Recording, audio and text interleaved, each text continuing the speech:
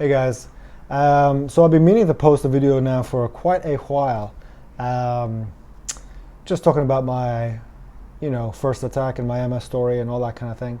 Um, I it's now 2021, so it's been 2 years since my first attack.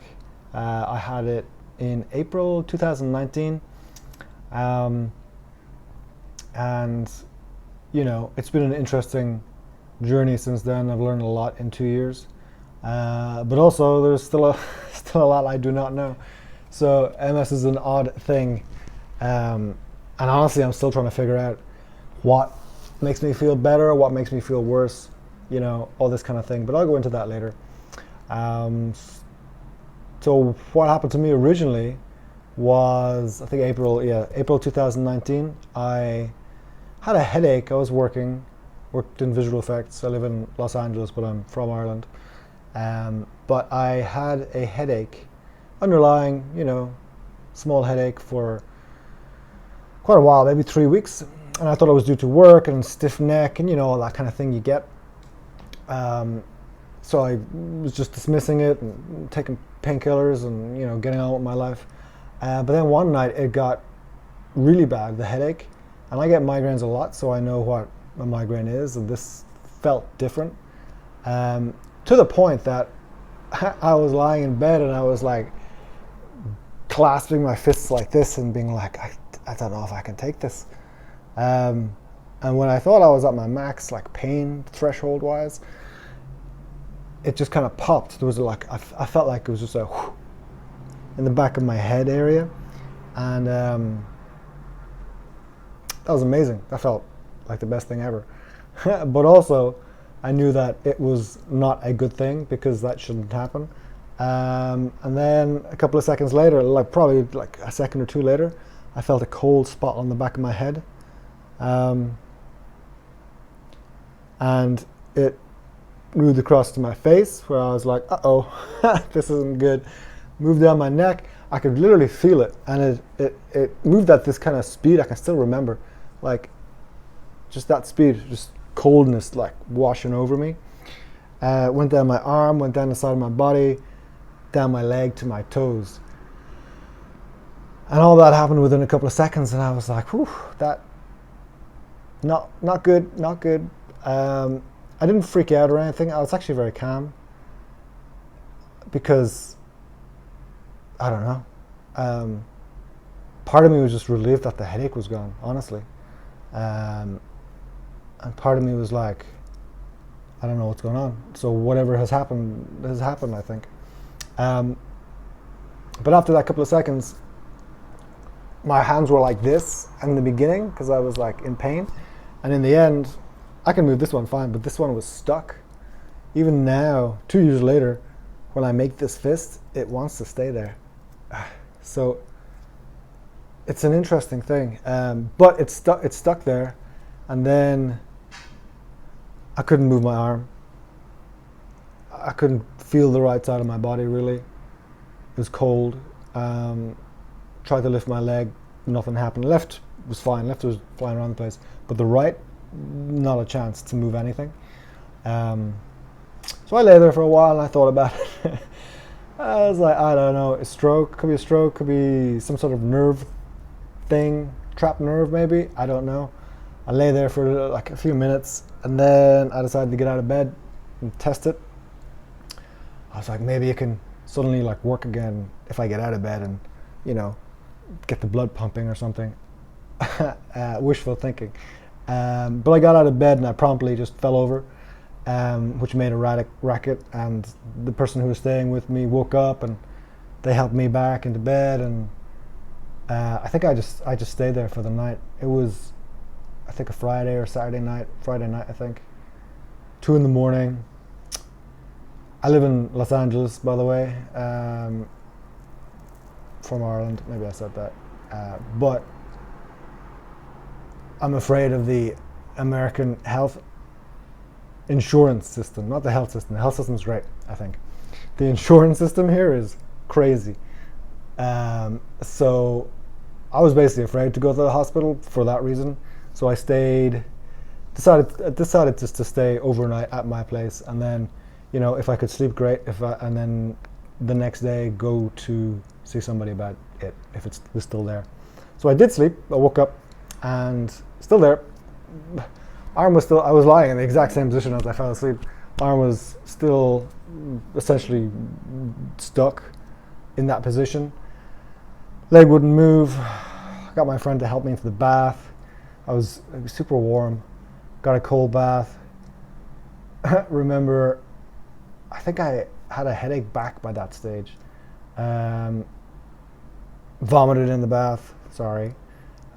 But, I felt super weird, not good, and I was like, I have to go to the hospital or something. I have to do something. I can't just wait around and hope it'll fix itself. So we went to the emergency room. They brought me in. It was quite obvious there was something wrong with me because actually they brought me straight away to a bed in there. I felt bad because there were other people waiting. But again, I guess they looked at my insurance and I was working and had decent insurance, so they just saw me, were like, oh, and just brought me to a room and put me in a bed. I couldn't walk. Luckily my friend was there. If he didn't, well, I would have called somebody, but it would have been a lot tougher. But I was hobbling along, kind of dragging myself along the walls and things, trying to get to places. And they saw me and they were like, okay, you need to come in and, get a bed and we'll do tests. And they gave me IVs and they gave me magnesium and different things. They thought it might have been a complicated migraine. In the end, I think it was 24 hours I was down there in ER. They were like, don't know what's wrong with you, go up to a room. So I went into a bed in the hospital for 3 days.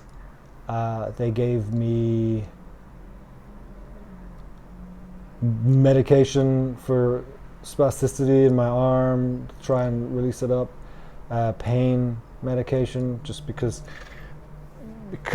my muscles were so locked up, it was just throbbing and paining me. My leg was straightening out, super straight, and that was painful as well because the muscles are under a lot of stress. Only on the right side. So I stayed in the hospital for 3 days. They did a bunch of MRIs, CAT scans. They gave me a spinal tap, which was okay, actually. I know spinal taps are a fear for most people, including myself. I was not looking forward to it, but it was okay, and I'll talk about that in another video. And then, essentially 3 days later, they said, okay, you're free to go do your thing. And I left, and I couldn't get anyone to pick me up, I think, so I was literally hobbling, shuffling, kind of dragging myself around to try and get home. And that limp stayed with me for a long time. But essentially, 3 days in the hospital, went home, looked for a neurologist in my area. Luckily happened to find a very good neurologist, from USC.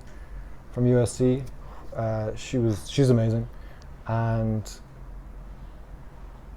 again, MRIs, lots of tests done. And then she gave me actually steroids to kind of help me heal.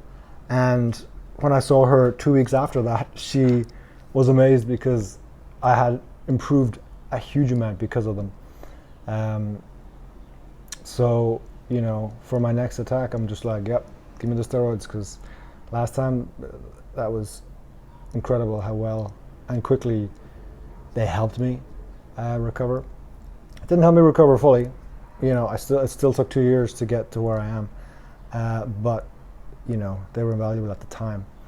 And a month after I had my attack, I was diagnosed with MS, and it's been an interesting ride since then. But